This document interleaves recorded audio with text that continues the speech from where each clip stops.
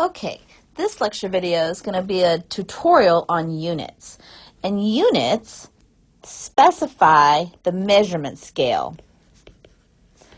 So when we make a measurement in a scientific experiment, we need to know what measurement scale we're using.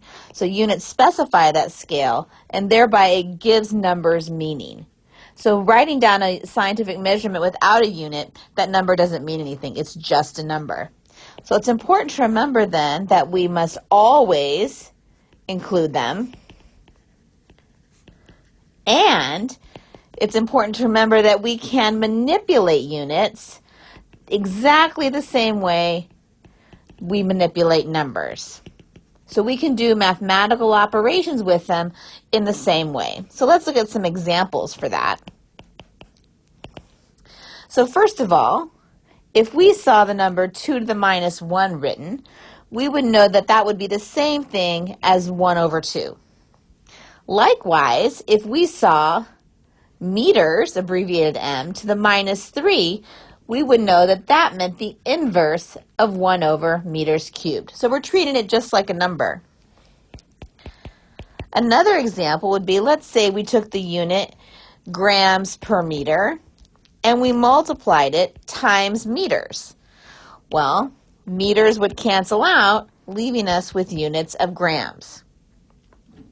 Along those same lines, if we had grams per centimeter cubed, and we multiply that times just 1 centimeter, we would end up with grams per centimeter squared.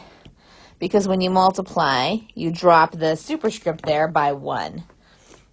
We could take it one step further and say grams per centimeter squared then times centimeters now equals grams over centimeters, because again, decreasing that superscript by 1. Now the scientific community got together to agree on an international system of units.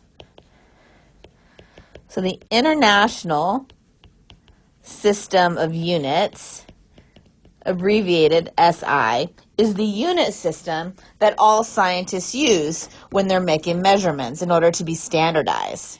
So that means when we're measuring length, the base unit that we're talking about is meters. Now we know in the United States when we measure distance, for example, we always talk about miles. But for scientists, length is measured in meters. Masses of substance, the base unit that we utilize is kilogram. For volume, we measure in units of liters. Time, the primary unit, is seconds.